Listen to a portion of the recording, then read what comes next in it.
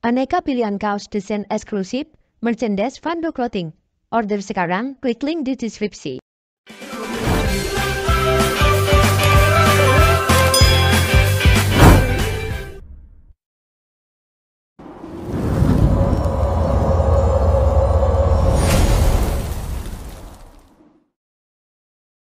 Kita langsung masuk pada topiknya.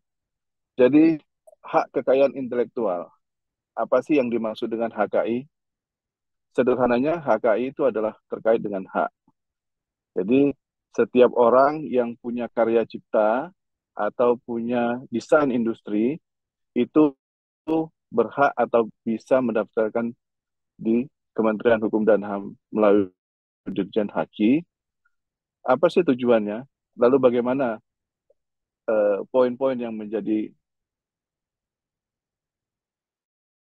kendalanya? Mbak Aurel, mohon maaf, saya potong sebentar, boleh kah? Silakan Mas Fadili, ada yang bisa dibantu? Saya mau minta tolong ini Mbak Aurel, karena saya mengalami gangguan di sini. Bisa saya sharing nggak ya materi saya? Mohon maaf. Mas Angga mungkin? Mau di-share screen? Baik, Iya, Mas, saya kayaknya boleh di-sharing. terkendala ini Mbak. Karena di tempat saya ini kok pause-pause ya. Mohon maaf ya teman-teman semua. Baik, bentar ya. Saya sharing di grup ya, mohon maaf. Ya, silakan Mas Fadil.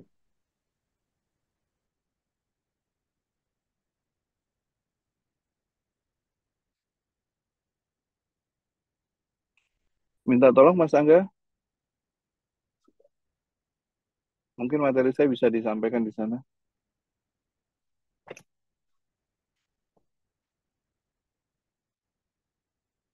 Baik, lanjut Mas. Baik, Oke, di sini. Saya ulang ya teman-teman semua, mohon maaf atas gangguannya karena mungkin saya pengaruh signal. Saya ulang kembali overview tentang hak kekayaan intelektual. Apa sih hak kekayaan intelektual tersebut? Sederhananya, hak kekayaan intelektual adalah hak eksklusif yang diberikan oleh suatu hukum atau peraturan kepada seseorang atau kelompok atas karya ciptanya. Lalu, HKI itu meliputi apa saja? Nah, itu ada hak-haknya, saya juga sudah sampaikan. Ada hak namanya hak menggunakan, kemudian hak menyebarluaskan, hak memindahkan, hak meminjamkan, dan banyak sebagainya. Nah, sekarang ini itu banyak contoh misalnya hak yang menggunakan dan menyebarluaskan dari sisi franchise. Nah, franchise itu bisa dikategorikan salah satu bentuk haki yang meliputi bagian menyebarluaskan dan menggunakan. Seperti itu. Lanjut Mas Angga mungkin. Nah, kemudian apa sih fungsi, tujuan, serta prinsip haki? Sederhananya, fungsi dan tujuan haki itu ada tiga. Yang pertama sebagai upaya perlindungan hukum bagi yang mempunyai karya cipta yang hanya bernilai ekonomis. Jadi kata kuncinya di sana ya teman-teman, nilai ekonomis. Jadi sesuatu yang tidak bernilai ekonomis maka tidak bisa untuk didaftarkan haki. Itu.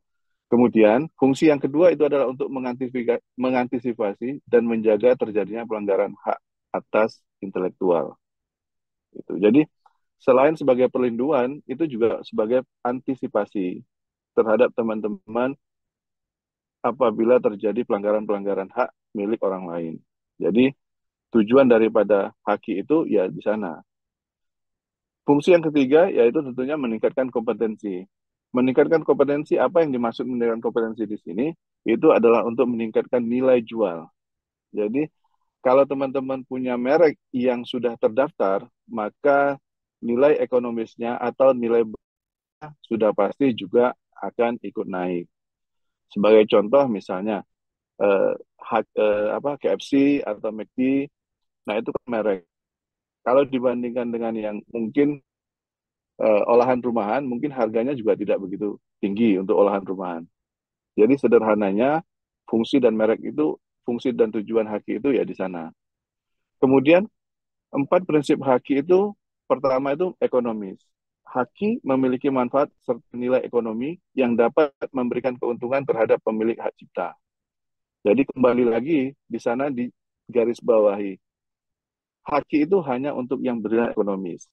Kata kuncinya di sana. Jadi kalau teman-teman punya karya atau punya desain yang mungkin itu bernilai ekonomis, maka ini masuk dalam kategori haki. Kemudian prinsip yang kedua itu adalah prinsip kebudayaan. Haki meningkatkan pengembangan kebudayaan baik dari ilmu pengetahuan maupun aspek lain yang meningkatkan taraf hidup bagi masyarakat.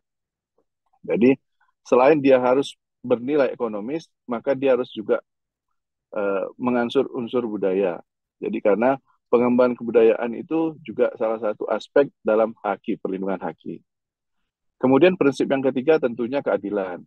Karena dari fungsi pertama tadi adalah perlindungan hukum, maka akan korelasinya pada prinsip keadilan.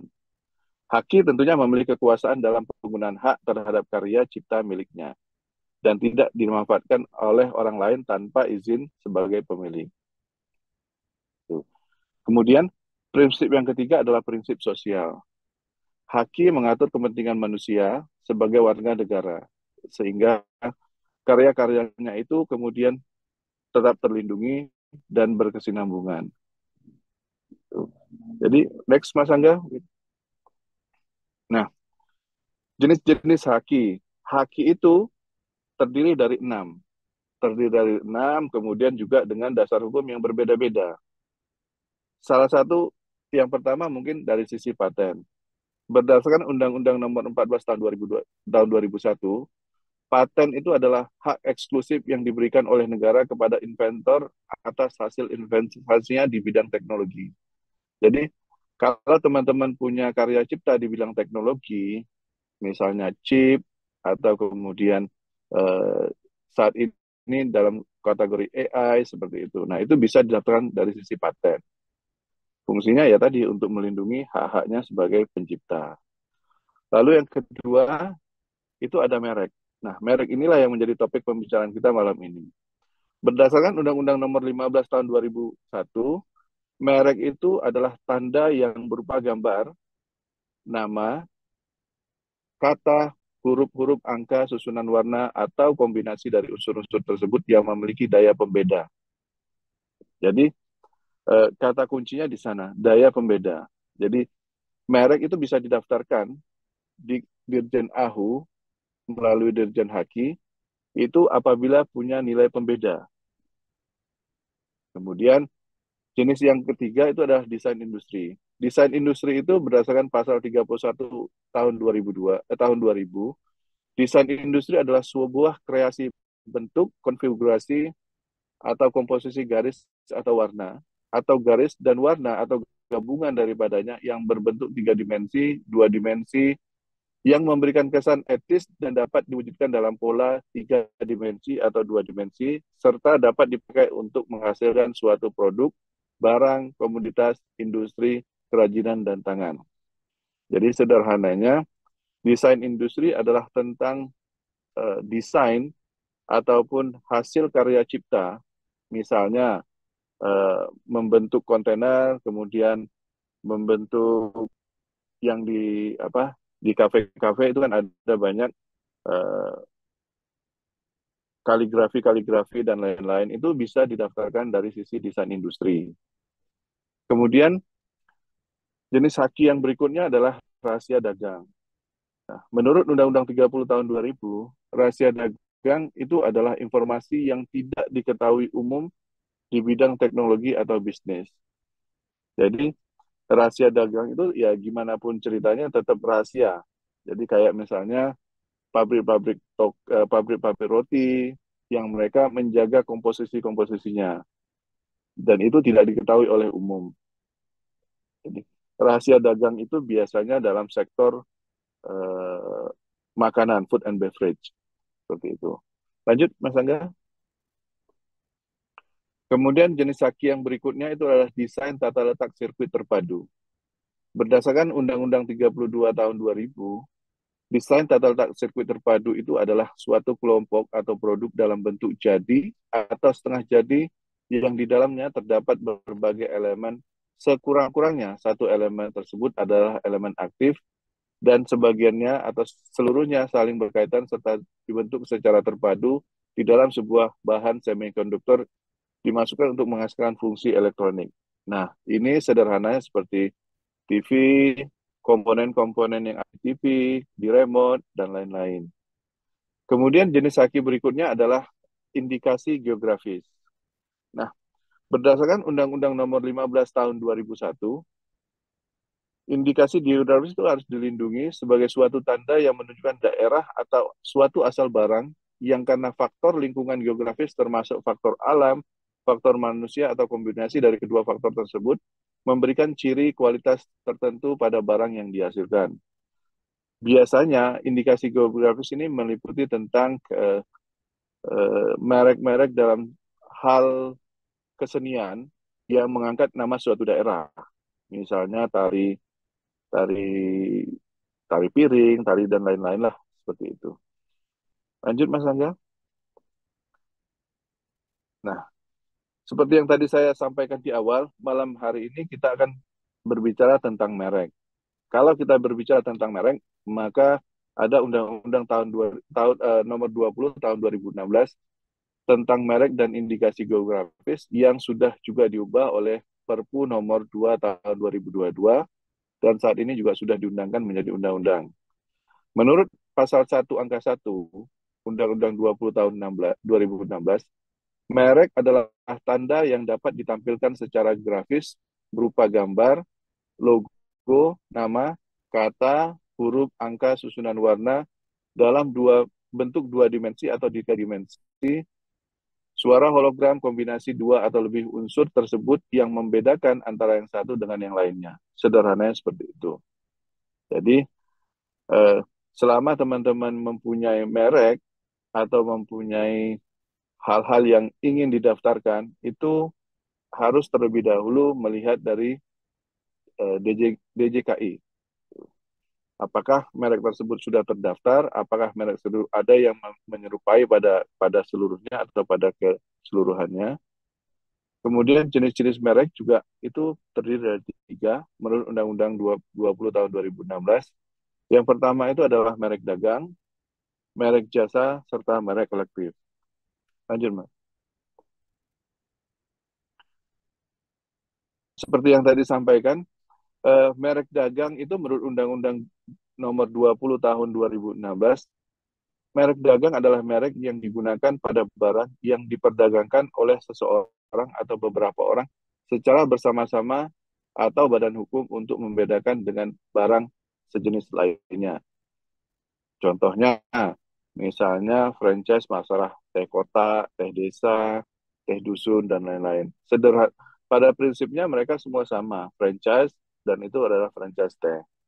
Nah, karena mereka itu terdaftar di Haki, maka mereka harus mempunyai daya pembeda antara satu dengan yang lainnya. Makanya ada kadang-kadang logonya sedikit berbeda, kemudian warnanya sedikit berbeda. Selanjutnya itu ada merek jasa. Merek jasa itu adalah merek yang digunakan pada jasa yang diperdagangkan oleh seseorang atau beberapa orang secara bersama-sama atau badan hukum untuk membedakan dengan jasa jenis lainnya.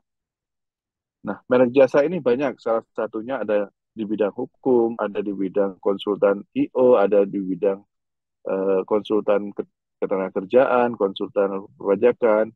Nah, itu semua jenis-jenis industri yang bergerak dalam bidang jasa. Lalu, mereka harus mempunyai daya pembeda antara satu dengan yang lainnya. Karena kalau misalnya tidak ada daya pembeda, maka mereka itu tidak akan mungkin bisa didaftarkan pada DJKI. Kemudian selanjutnya adalah merek kolektif. Merek kolektif adalah merek yang digunakan pada barang atau jasa dengan karakteristik yang sama mengenai sifat, ciri umum ataupun mutu barang serta pengawasannya yang akan diperdagangkan baik secara bersama-sama, baik itu pribadi ataupun badan hukum, antara barang yang satu dengan yang barang lain yang sejenis. Jadi, kalau kolektif itu sederhananya kayak merek yang didaftarkan secara bersama-sama. Misalnya dalam satu bidang usaha itu ada terdiri dari 10 jenis merek. Maka mereknya tersebut bisa didaftarkan secara bersama-sama dalam kelas yang sama-sama dan bisa juga dalam kelas yang berbeda. Lanjut, Mas. Nah, Lalu bagaimana syarat dan tata cara permohonan? Menurut Undang-Undang Nomor 20 Tahun 2016, pada pasal 4 itu disebutkan syarat dan tata cara permohonan. Yang pertama, permohonan pendaftaran merek diajukan oleh pemohon atau kuasanya. Jadi, siapa yang bisa mendaftarkan merek itu adalah orang yang punya merek itu sendiri atau kuasanya.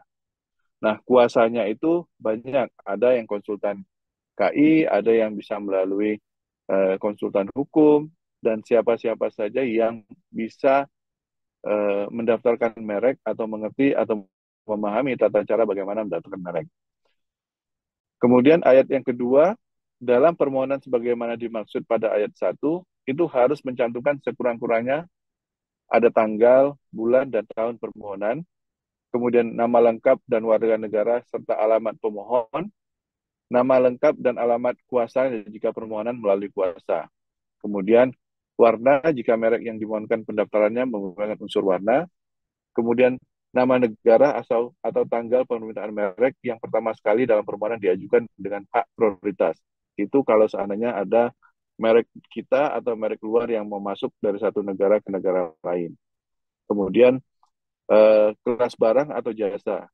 Jadi teman-teman yang akan memohon merek itu harus menentukan dulu kelasnya yang mana, kemudian uraian barangnya seperti apa. Jadi sebelum mendaftarkan itu harus disiapkan dulu. Nah, kemudian ayat ketiga, permohonan itu ditandatangani oleh pemohon atau kuasanya.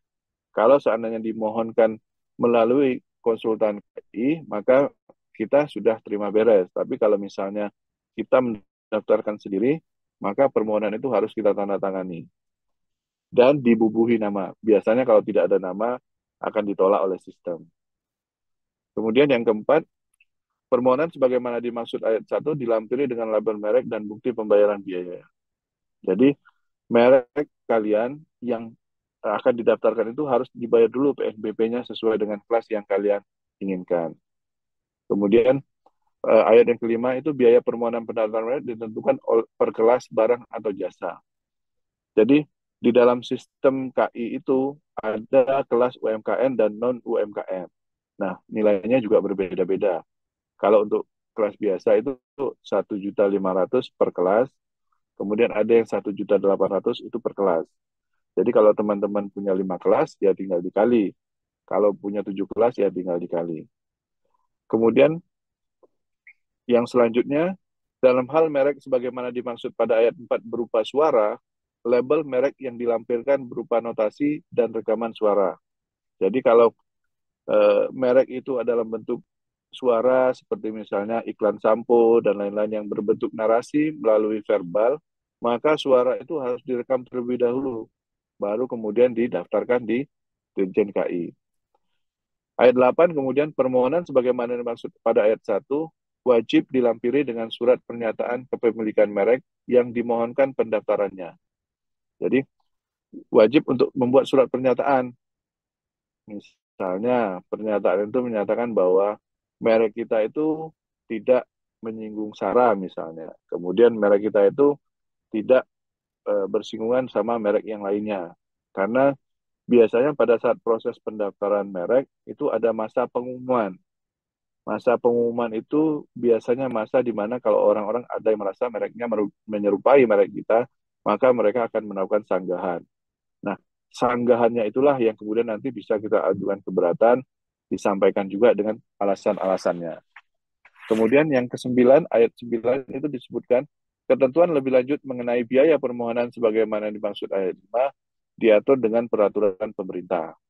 Seperti yang tadi saya sampaikan, sejatinya merek itu hanya ada dua harga, UMKM dan non-UMKM. 1.500.000 dan 1.800.000. Lanjut Mas Angga. Nah, ini adalah prosedur pendaftaran merek. Jadi kalau teman-teman mau mencoba mendaftarkan mereknya atau mau mencoba iseng-iseng mendaftarkan apa saja yang kira-kira bisa akan dilindungi atau nama kalian atau simbol-simbol dari usaha-usaha kalian, kalian bisa mencoba di merek.djip.go.id. Jadi seperti yang tadi saya sampaikan, biayanya itu per kelas untuk umum 1.800.000, untuk UMKM itu 500. Berarti mohon maaf tadi ada keliru, bukan 1,5 tapi 500. Kemudian yang pertama itu adalah registrasi akun. Jadi teman-teman itu harus meregistrasi akun dulu, membuat akun di DGIP atau di Dirjen KI. Nanti di sana mengisi semua formulir-formulirnya. Ada nama dan lain-lain dan lain-lain. Jadi kalau tidak ada registrasi akunnya, maka tidak bisa masuk ke tahap berikutnya. Jadi setelah akun diverifikasi, baru kemudian bisa masuk di permohonan. Nah, di permohonan itu nanti teman-teman diminta untuk melengkapi seluruh yang tersedia. Jadi ada informasi nama nama pendaftarnya siapa, kemudian merek apa, apakah merek tersebut ada arti tersendiri dan lain-lain itu di step permohonan pendaftaran baru. Nah, kemudian unggah data yang dibutuhkan. Nah, data-data yang dibutuhkan data apa aja ya tadi, misalnya gambarnya kalian yang sudah disiapkan untuk didaftarkan. Itu kemudian diunggah di website tersebut untuk kemudian tahap selanjutnya adalah pesan kode billing. Nah, kalau kalian sudah pesan kode billing, setelah membayar, nah itu tahapannya tinggal menunggu hasil dari konfirmasinya. Nah, sejatinya proses pendaftaran merek itu kurang lebih memakan waktu sekitar 1 tahun. Mulai dari masa pendaftaran, masa verifikasi, masa pengumuman, kemudian masa verifikasi kembali oleh dirjen di sana, sampai dengan masa pengumuman untuk mereknya kemudian didaftarkan. Jadi kurang lebih tahapan dan prosedur pendaftaran merek itu ada 5 step-step yang harus dipahami. Lanjut Mas Aga. Nah, seperti judul yang kita malam ini, apa sih arti dan pentingnya merek bagi bisnis? Nah, kalau kita ngomong bisnis itu kan kita ngomong tentang usaha. Kalau kita ngomong tentang usaha itu berarti kita ngomong tentang cuan, sederhananya seperti itu. Lalu merek itu apa fungsinya bagi bisnis? Tentu saja sebagai identitas. Misalnya, kalau teman-teman melihat gambar di samping itu kan sudah pasti mengerti, oh ini gambarnya ini mereknya ini. Nah, mereknya ini kemudian produknya ini, rasanya seperti ini. Jadi sederhananya merek itu adalah identitas barang ataupun jasa. Nah, kemudian merek itu juga penting untuk meningkatkan nilai jual produk. Nah, jadi kalau misalnya teman-teman usahanya teman-teman kemudian sudah terdaftar mereknya, maka usaha-usaha itu akan kemudian bernilai jual lebih baik daripada tanpa merek yang terdaftar. Ya sederhananya misalnya teman-teman makan di warung pecel misalnya, es teh itu 5.000. Tapi kalau teman-teman sudah masuk pada restoran yang kemudian mengatakan iced tea, maka harganya bisa jadi 25.000. Nah, jadi merek itu juga penting untuk meningkatkan nilai jual atau produk tertentu. Nah, dewasa ini atau akhir-akhir ini, merek juga kemudian bisa menjadi aset yang tidak urujud. Nah, saya juga belum tahu kapan atau bagaimana prosesnya, tetapi nanti di kemudian hari, merek itu juga bisa menjadi objek jaminan. Nah, bagaimana prosesnya, kita masih menunggu perkembangan dari eh, para pendiri ataupun yang duduk-duduk di Senayan, bagaimana mereka mengolah aturannya, hingga kemudian merek bisa menjadi aset yang bisa digunakan untuk sebagai jaminan pembiayaan. Jadi, pentingnya merek sederhananya dalam 3 step tersebut. Merek sebagai identitas, merek kemudian meningkatkan nilai jual kita, dan merek kemudian menjadi aset yang tidak berwujud nanti di kemudian hari. Saat ini sih belum ada juga yang bisa ataupun belum ada yang mau bank yang berhasil menjadikan merek sebagai jaminan. Tapi ke depannya tidak tertutup kemungkinan kalau misalnya undang-undangnya digodok, maka bank juga harus menerima merek kita sebagai jaminan pembiayaan. Lanjut Mas Angga. Kak Fadili, izin mengingatkan bahwasanya sisa 10 menit lagi untuk pemaparan materinya ya. Karena Oh, siap, lanjut ke sesi tanya jawab. siap Mbak Ren. Jadi berikutnya ini strategi perlindungan merek. Jadi strategi perlindungan merek itu banyak sebenarnya, tapi menurut saya 3 langkah penting ini harus dipahami dalam melindungi merek-merek kita. Yang pertama tentunya harus kita daftarkan. Karena kalau kita sudah daftarkan merek kita, maka merek kita kemudian mempunyai kekuatan hukum atau mendapatkan perlindungan dari hukum. Kemudian langkah kedua itu kita harus sering-sering nih memantau website yang tadi. Kenapa? Karena setiap hari permohonan itu bisa masuk 100, 200, bahkan ada yang 500 dalam satu hari. Jadi teman-teman harus sering-sering mantau. Jadi kalau ada merek yang dikira mirip-mirip atau menyerupai atau sama pada pokoknya, ya nanti tinggal disanggah.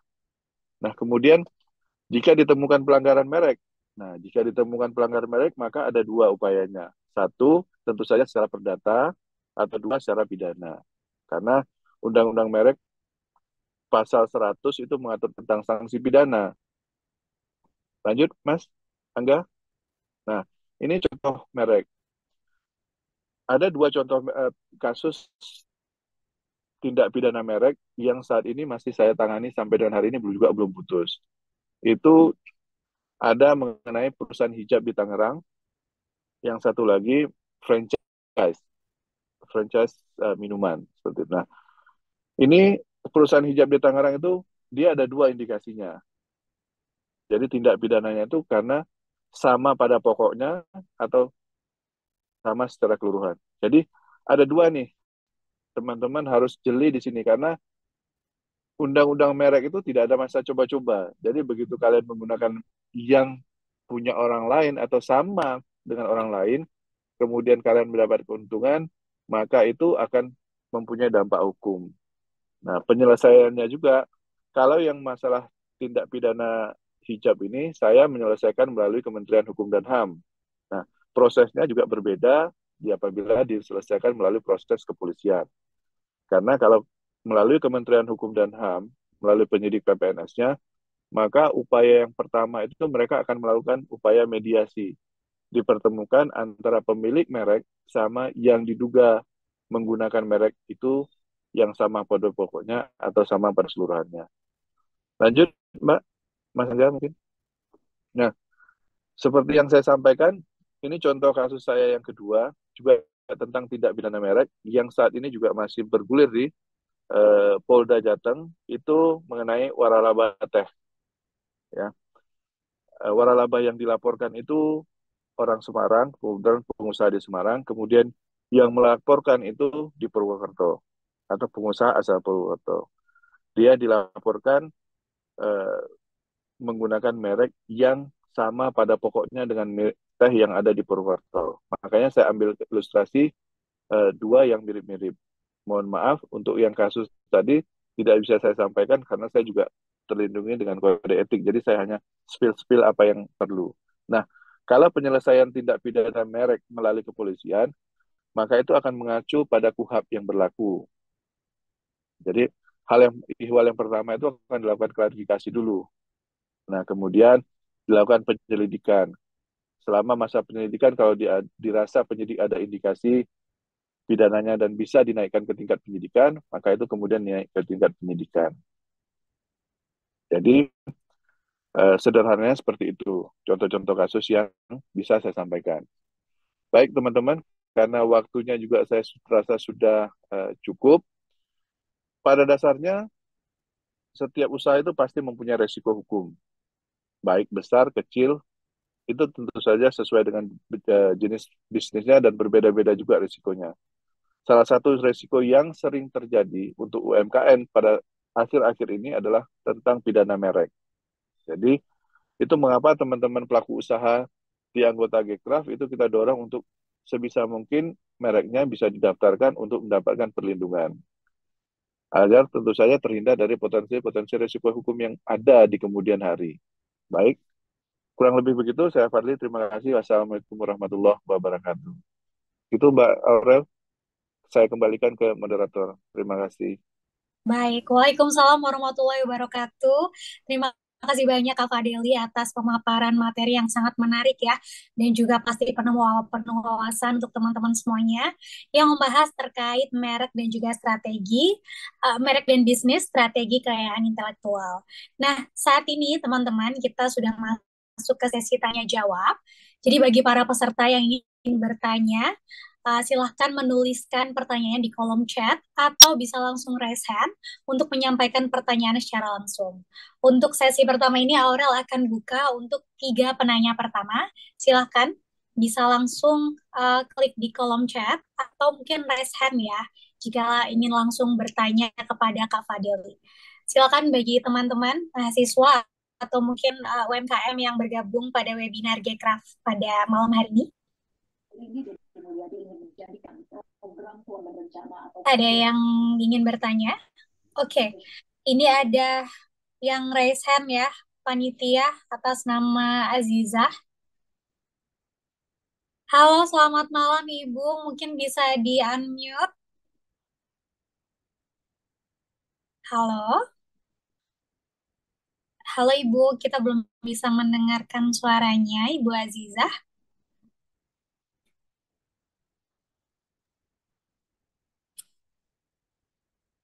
Halo. Halo Ibu Azizah. Ya, sudah Mbak. Ya, sudah Ibu. Selamat malam Ibu Azizah. Ya, selamat Silakan malam. untuk pertanyaannya. Ya, saya mau bertanya yang pertama, eh, masa apa ya? Permohonan merek lama ya 1 tahun. Kenapa sampai lama begitu gitu loh. Yang kedua, tadi dijelaskan apa itu merek itu bisa menjadi jaminan pembiayaan. Contohnya seperti apa ya Pak Fadil? Kemudian yang ketiga, masa berlaku sertifikat merek itu berapa lama? Itu aja Mbak. Terima kasih. Assalamualaikum warahmatullahi wabarakatuh. Baik Ibu, Waalaikumsalam warahmatullahi wabarakatuh. Terima kasih Bu Azizah atas pertanyaannya. Ini ingin langsung Ya, dijawab oleh Kak Fadeli atau kita kumpulkan terlebih dahulu panitia? Kita langsung jawab saja ya. Baik, untuk pertanyaannya dipersilahkan Kak Fadeli untuk menjawab pertanyaan dari Ibu Azizah. Tadi yang pertama pertanyaannya, mengapa pendaftaran merek itu terlampau lama, 1 tahun ya kurang lebih, dan yang kedua tadi terkait merek sebagai jaminan untuk permodalan di perbankan. Silakan Kak Fadeli.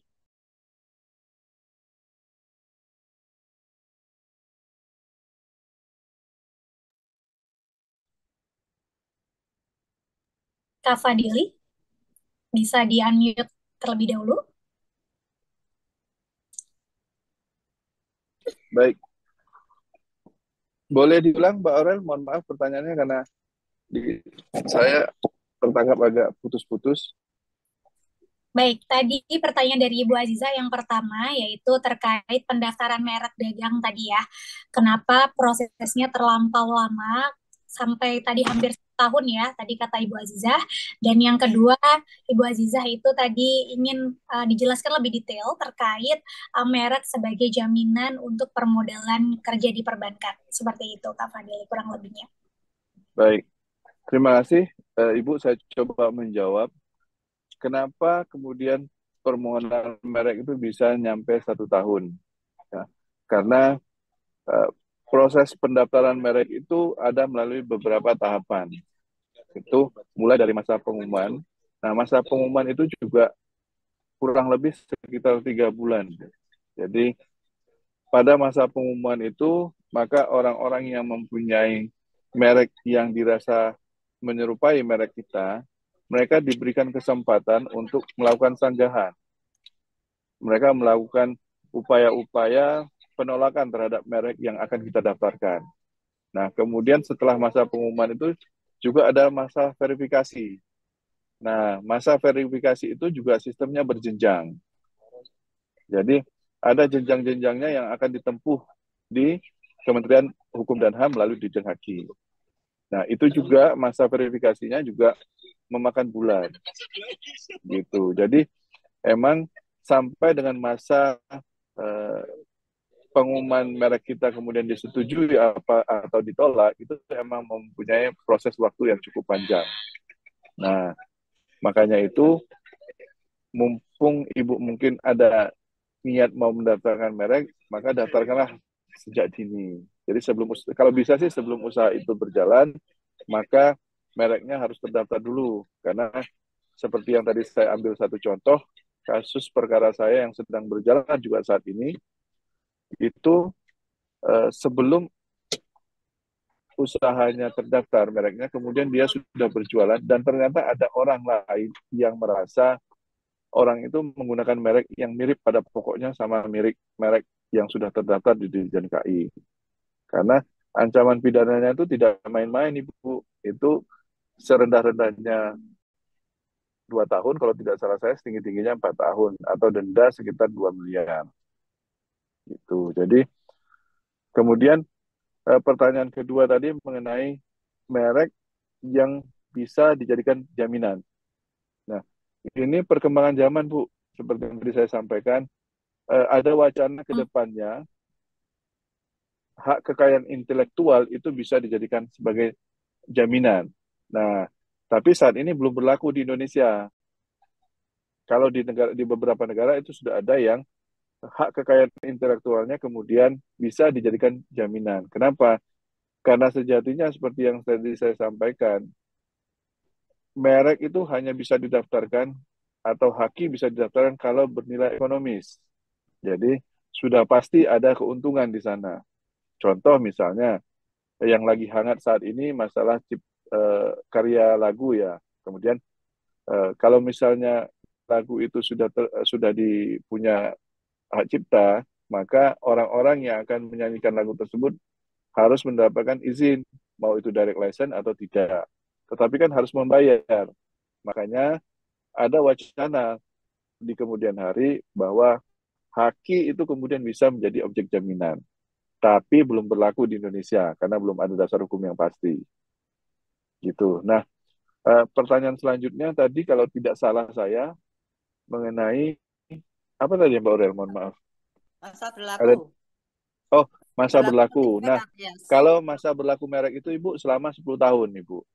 Jadi 10. masa pendaftaran merek itu selama 10 tahun. Nanti mau 10 tahun, nah tahun ke-9 lewat beberapa bulan, Ibu bisa memperpanjang mereknya kembali. Jadi gitu. kalau misalnya Ibu sudah daftarkan, maka Ibu mempunyai hak perlindungan itu selama 10 tahun.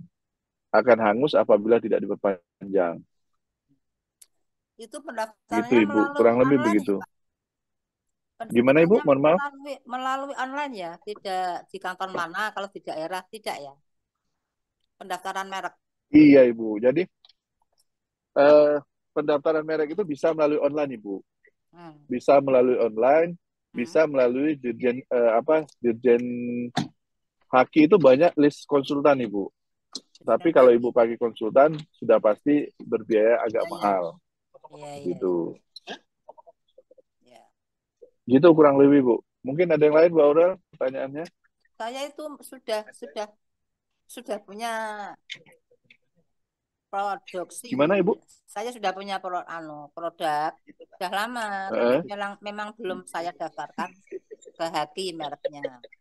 Usaha saya kerupuk rambak kulit kerbau, Pak Fadil. Ya, kalau saya boleh menyarankan, mungkin bisa didaftarkan Ibu. Kalau Ibu mau konsultasi lebih lanjut, Ibu bisa menghubungi Mas Angga atau Gekraf. Nanti mungkin bisa kita dampingi. Saya bisa dampingi, tapi melalui Gekraf Ibu. Mohon maaf. Karena saya juga bagian daripada pengurus Gekraf di bidang hukumnya. Gitu. Melalui jadi Ibu bisa UMKM ya Pak, karena saya UMKM. Iya, kalau UMKM itu biayanya tadi Bu 500 Bu per kelas. Jadi kalau Ibu ada 5 kelas, maka tinggal dikali 500 gitu loh. Oh, harus punya teman 5 ya? Enggak Bu, itu tadi per kelas Bu. Kalau Ibu punya 5 kelas, ya berarti Ibu biayanya 500 dikali 5. Kalau Ibu punya 1 kelas aja, ya berarti cuma 500. Gitu Ibu. Maksudnya kelas bagaimana Pak Fadil? Kelas itu per kelompok Ibu. Misalnya Ibu tadi produksinya kerupuk. Nah, kerupuknya itu bentuknya bagaimana aja nih? Misalnya ada 5 bentuk. Nah, seperti itu. Sederhananya begitu, Bu. Jadi satu bentuk itu satu kelas seperti itu. Kalau saya itu misalnya varian, Pak, sama jenis mentah dan mateng. Ya, berarti kan masih masuk satu kelas, Ibu. Tadi yang saya bilang itu per kelas. Jadi misalnya logonya Ibu atau mereknya Ibu itu mau dipakai beberapa usaha misalnya seperti itu. Nah, usahanya apa aja itu kan berarti setiap usaha itu kan satu kelas, Ibu. Oh iya. Kurang lebihnya begitu. Iya. Berarti gitu. Usaha lain misalnya dengan keripik tempe. Iya Ibu, bisa benar. gitu ya. Benar Ibu. Gitu. Terima kasih, Pak.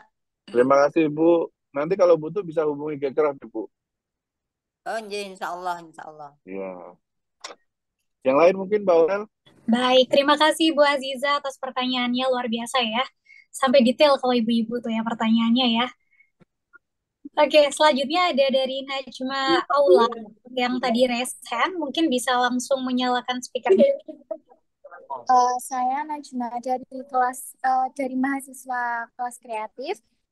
Izin bertanya ya kakak ya, untuk seberapa pentingnya sertifikat bagi UKM kecil kakak? Terima kasih. Langsung saya jawab atau gimana Mbak Aurel? Mohon maaf. Silakan langsung dijawab saja Kak bisa. Pertanyaan tadi seberapa pentingnya sertifikat gitu ya? Sertifikat apa dulu nih Mbak? Kakak sertifikat apa dulu? Kalau sertifikat merek itu berarti pentingnya adalah mereknya kakak itu terlindungi kakak. Jadi kalau kakak punya merek yang sudah terlindungi, kalau ada teman-teman ataupun ada orang-orang tetangga yang menggunakan merek misalnya sama pada pokoknya atau sama pada keseluruhannya, maka kakaknya mempunyai perlindungan hukum. Kakaknya bisa mengajukan upaya hukum. Tadi ada dua kakak pengajuan hukumnya. Ada melalui gugatan secara perdata atau melalui laporan secara pidana. Nah, laporannya itu juga bisa melalui dua upaya tadi. Seperti saya contohkan, kita kebetulan sedang memegang dua tindak pidana merek yang kita selesaikan dari dua sudut pandang yang berbeda. Bisa melalui penyidik Dirjen Haki, melalui Kementerian Hukum dan HAM, dan satu lagi bisa melalui kepolisian, karena emang kepolisian mempunyai tugas dan tupoksi di sana. Begitu kakak. Jadi kalau kakak tanya berapa penting sertifikatnya, tergantung dulu sertifikat apa. Kalau sertifikat halal ya berarti penting untuk produknya bahwa ini halal gitu ya, bisa dikonsumsi oleh kita umat muslim. Gitu kakak, kurang lebih mungkin. Terima kasih pertanyaannya. Nah, bagi teman-teman yang ingin order kaos, silahkan bisa order di marketplace Shopee, Tokopedia maupun Lazada. Caranya tinggal ketik Muhammad Irfando. Tentunya banyak pilihan kaos keren yang bisa teman-teman pakai, yang cocok buat nongkrong, hangout ataupun gaya sehari-hari ya. Dan tentunya nyaman dipakai, tahan lama dengan desain yang unik, eksklusif, bahan premium dan kualitas terbaik ya.